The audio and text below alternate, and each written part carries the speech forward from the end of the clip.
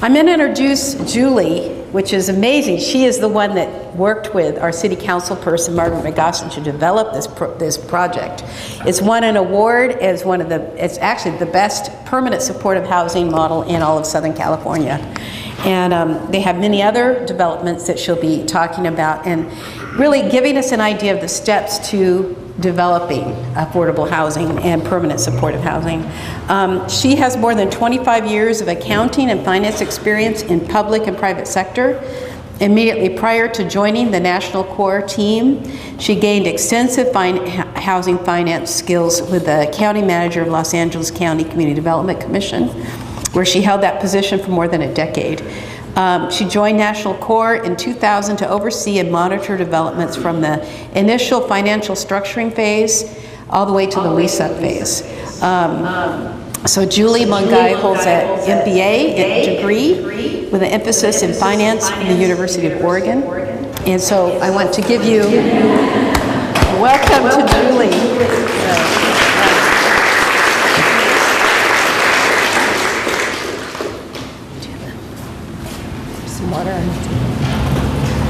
Thank you, Jill. Thank you. It's just so inspiring. So thank you for giving me the privilege to address you today, and thank you for your wonderful work that you do.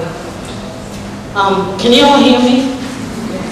So one of the handouts that you're going to be getting is actually a property profile of Morris Place, so you can give you a little bit more detail about the development. And this is my clicker.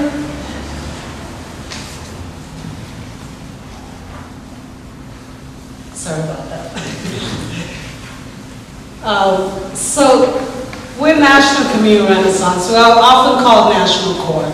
I want to tell you a little bit about us. I'm not going to spend a whole lot of time on it, okay? I want to get more to the meat of what really Jill asked me to talk about, which is how you do affordable housing development, how you do permanent supportive housing development, okay? But just to tell you a little bit about us, this is us. We're one of the larger nonprofit developers, mission-oriented, full service. We have everything in-house. We're even our own general contractor. We do our own property management.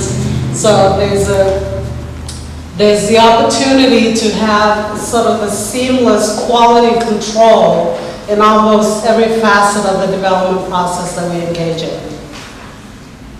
And some of the kind of developments that we've done run the gamut of just about everything out there. We have about 10,000 units, so we've done quite a bit. We, along with the development nonprofit, which is National Core, our founders also wanted to make sure that you're not just building buildings, right? It's not just brick and mortar. So we provide social services at all our housing sites, and we've created a separate nonprofit called Hope Through Housing Foundation that focuses, depending on the kind of development, will implement different kinds of services. So whether it's family or senior wellness, youth, and so forth.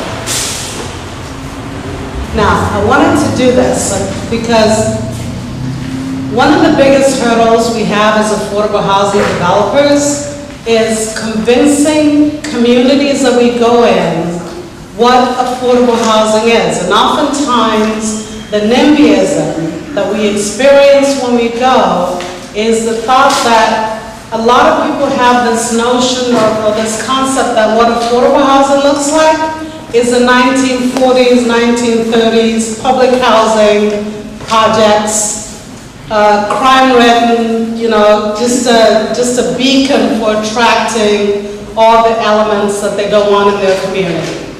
But it's important to know that that's not what affordable housing looks like. And it's not just ours, it's across the board with the nonprofit and for-profit. develop a community in terms of what's out there. A lot of these buildings are buildings that actually look better than market rate developments within communities, and you can't tell them apart. So, oh wait. So that's the first one, that's Morris Place, and I think you have, that's in Pasadena. And I'll talk a little bit more, but actually, this is one that we're really proud of. Great community, 20 units, permanent supportive housing. We partner with Union Station Homeless Services, who provide all the case management, and they're on site 8 hours a day to provide services to the residents who live there, along with our property service manager and a maintenance person. So, you know, we take care of everything that the residents need upon initial intake of determining what needs each individual has. Now, this particular development is 10 one bedrooms and 10 two bedrooms. But it's specifically geared for families with children. So one of the funders is First Five,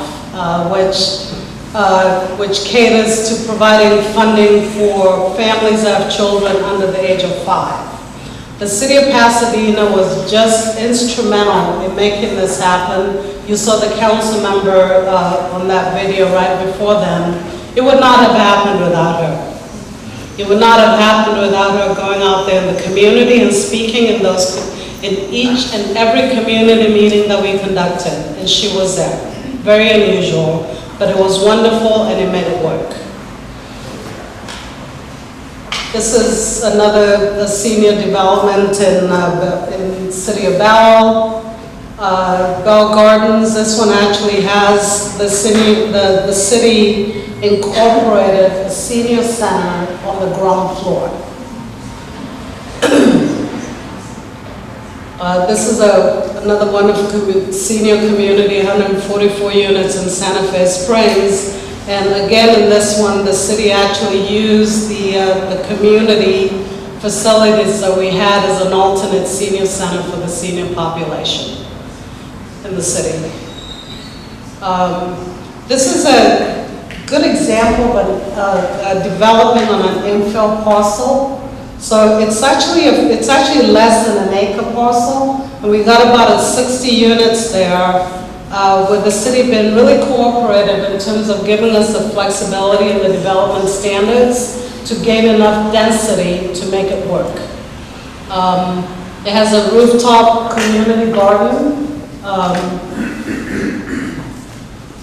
and it's actually right next to the wonderful amenities is Porter's. You guys familiar with that? So it's actually like 2 blocks from Porter's, which is really cool. This one is a good example of a transit-oriented development. It's right on the Gold Line in East Los Angeles, which it also has along the ground floor live-work units. So, you know, so they're passive type of businesses that don't necessarily require a lot of foot traffic to succeed. So it's worked out really well. We have 11 live-work units there on the ground floor. These next 3, the San Antonio Vista and the City of Montclair, San Emi, and San Marino, these are all right next, adjacent to each other. So the City of Montclair had approached us because they had all these sort of irregular lots and infill lots. Some of them were landlocked, and there was a lot of crime and blight in that area. And they asked us to help them sort of develop a plan for the neighborhood in terms of what you could do with it. So we actually ended up having 4 developments there, about 350 units, all adjacent next to each other. Took down a commercial blighted area, and also built another permanent supportive housing. Actually, it's a special needs housing because it caters to developmentally disabled individuals. So there's also another one there. And this one is the Rancho Cucamonga. This is an example of where you do mixed income. So this particular development is actually 20% market and 80% affordable. So, I think, you know, these are some of the typical amenities that we want to include on there to provide for the security of the residents, because security and safety is key. And we also provide community space in all the places, including a computer center that either the adults or the youth can come and either do their homework or do research or do job searches and stuff like that. And then, you know, other amenities that make the development livable for the residents. You heard Bill Wong from the city really talk about the importance. I wanted to put this because property management is key. On-site management is key. You can build a building, but if you don't control how it's operated and really take care of that, then it does not serve as a positive asset to the community. And we found that over and over and over again. When cities ask us to come in and, for example, help them convert apartment complexes that are causing a lot of public safety calls in the community. There was one that we did in Rialto that was getting about 800 police calls a year. And what we found out was when we started enforcing really strict property management rules and, you know, really screening the tenants and so forth, it makes all the difference in the world. So that's the other critical component of development. It's not just building, you've got to manage it. You talk about screening, what things are you screening for? So some of the screening is based on the type of funding that we're using, for example. So they're income restricted. So you have to screen for what's your income levels, right? We also screen for credit checks, criminal background, and also make sure that they have not filed for bankruptcy within a certain period of time. So you'll do all those checks. And the other thing we screen for is also the household sizes and so forth, so that it fits within the regulations of the funding sources that we're using. And one of the important things too is that we have that crime-free addendum, so that once you do get in, if you do get convicted of any particular crime, or if it occurs in your premises and you're allowing it to happen, then we have the right to evict you for the safety of the other residents. So, what's the development process? How much time do I have, Jill?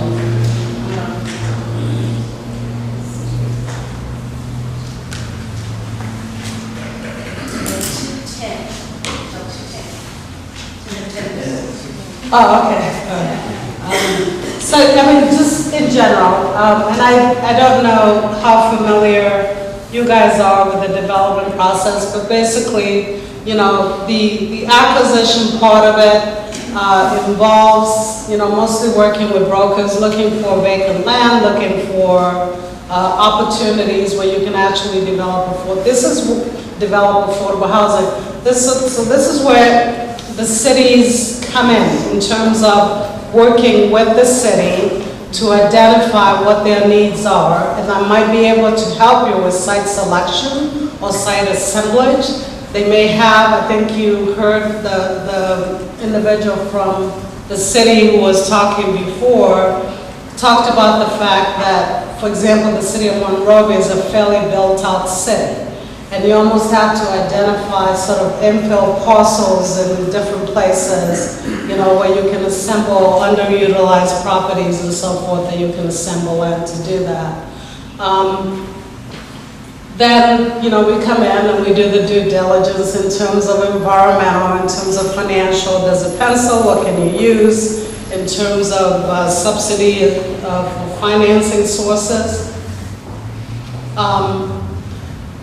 The community outreach is critical, and I think you heard the city director of community development talk about that there, especially for permanent supportive housing. You have to get out there way ahead and inform the community, make sure they're educated about what that process is and what it really means to have affordable housing in the community.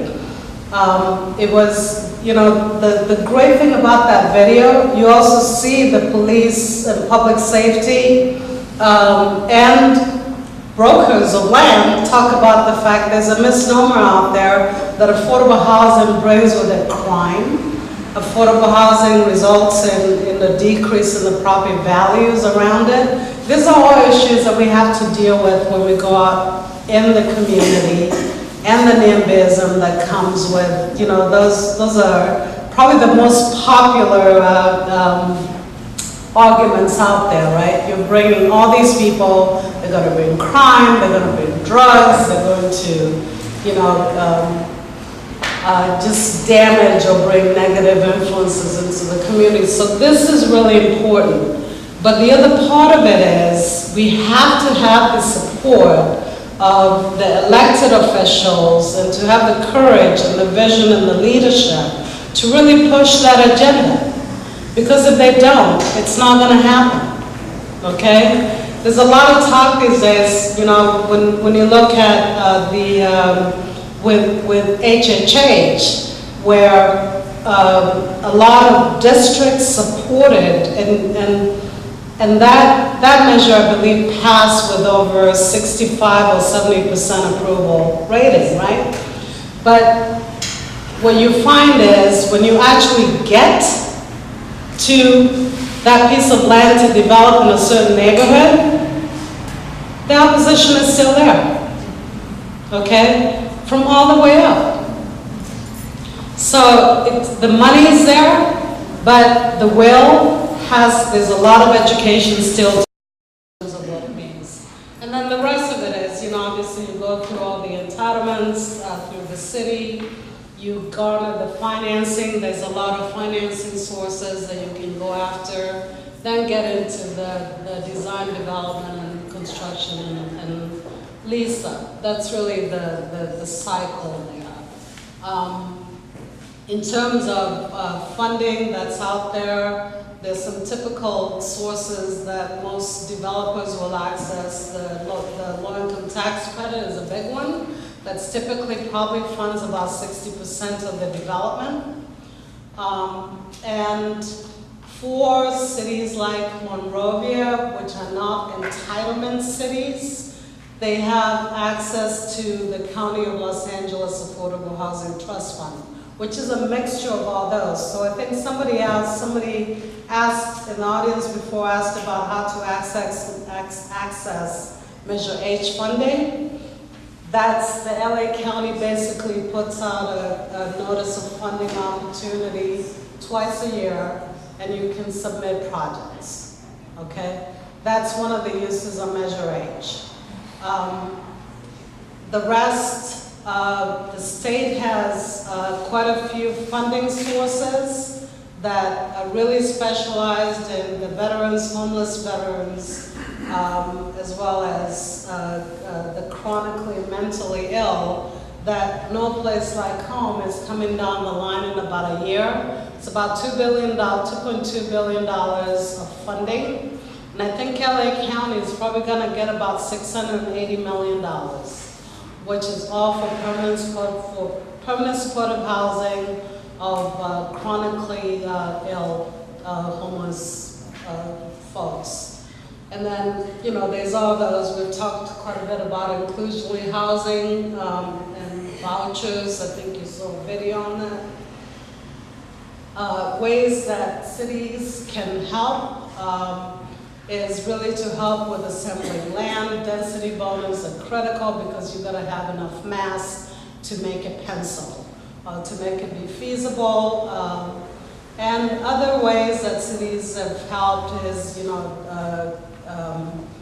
fee waivers and really fast tracking entitlements and having a one-stop place that you can go to get everything developed. The last one there is also one, the coordinated entry system for permanent supportive housing, which I don't think the city has, right? I'm not, you do? They don't have their own, they work with the county. You work with the county, but you have the ability to create your own. I think one of the focus of targets for Measure H funding is actually the creation of a coordinated entry system. It allows you for a little better control within your own community. And this is really, here, I talked about sites a little bit, okay? So it is difficult to find land in built-out cities, right? But some of the more creative ways that folks are looking at these days are different cities. Is looking at excess surplus property that the city doesn't need. So there may be vacant buildings, there may be a school property that has been declared as excess. Parking lots are a big thing, and also church property. We're actually currently working with about 4 different churches in different areas, and where they've come to us and said, we have all this excess property, would like to use it for affordable housing. So it's a great source, and then inclusionary housing. Yeah.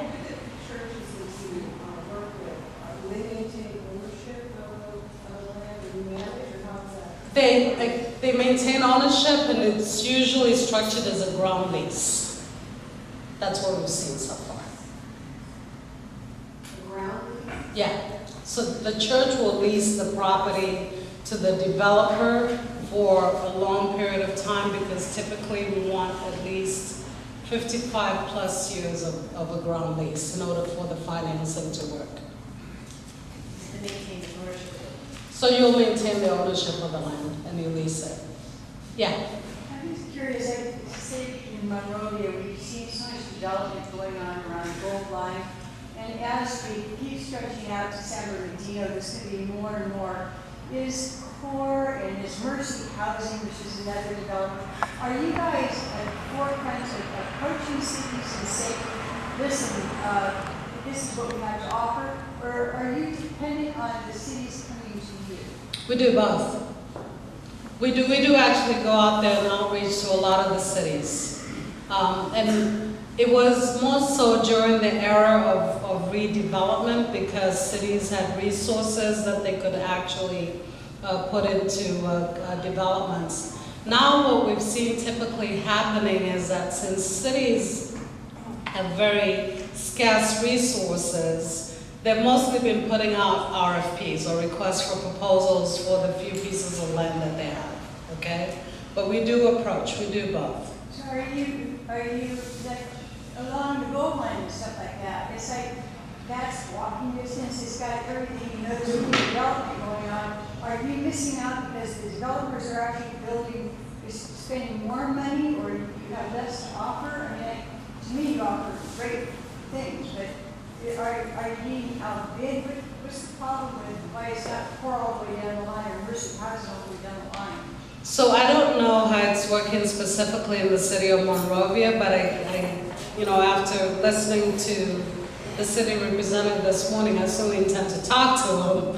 And but what we have seen, especially with LA Metro, is they have developed the metro stations and have excess land around it. They have been putting it's almost like they're required to put it out for a request for proposal, and you have to compete. And when you compete, you get a lot of big for-profit developers that often bid for those parcels, because they're really selling the land. And they may have, they have advantages, obviously, over nonprofits like ours that don't necessarily have the kind of resources that they have. So And they're not necessarily asking that they be built as 100% affordable. So for example, LA Metro, their standards are 35% affordable. So you're gonna get a lot of market rate developers that are gonna come in and build that housing. So that's part of it. There's time for just a couple more questions. Just sort of piggybacking off of that, is that where city council buy-in becomes really important then when you do turn in RFPs for developments? So would city council buy-in be important in that process? Oh, absolutely, absolutely. And you can't really do it otherwise because any affordable or permanent supportive housing development you try to do out there, there's always opposition. There's always one that says, I don't want it next to me. I love the idea, but I just don't want it in my backyard, right? And it often takes really the courage of the elected officials to overcome that and really say, yes, we want to do it. Couple more questions. Do you approach, and is there an advantage to a company that may, a business or a company that may have a large facility that they don't need any longer, that could be transitioned into affordable housing? Do you do that, and is there an advantage, is there a carrot for those businesses? And I'm thinking of 2 or 3 sites that I know here in Monrovia that I think would be potential. Yeah. So again, any underutilized parcels or ones where you can change the use of it, right? To build affordable housing, it's perfect. It works. But there are some, so if a company, let's say a retail store, okay, Yeah. they could get a tax write-off or something for selling it to build. I mean, I'm trying to do incentives for them, for it to happen. Well, if they're not utilizing the property, then, they're just holding on to it, right? Yeah. So it might be a benefit to them to either sell it or regardless of, whatever use the buyer is going to use it for. I don't know about any tax incentives, obviously I don't. Maybe the city has that, but I don't know. No. Yeah. Would people with undocumented status be able to stay? I don't know. Because, and I know you have to indicate what your citizenship status is on the application, okay? Because we're using federal funds a lot of times. Yeah, so I think it might be difficult. So just 2 more questions and we need to get it. Have you worked with local churches to redevelop their property for affordable housing? So we haven't completed one, but we're actually working with some right now. Yeah. I'm working with her in Pasadena on a church property right now. Okay. Then call me next, Joe.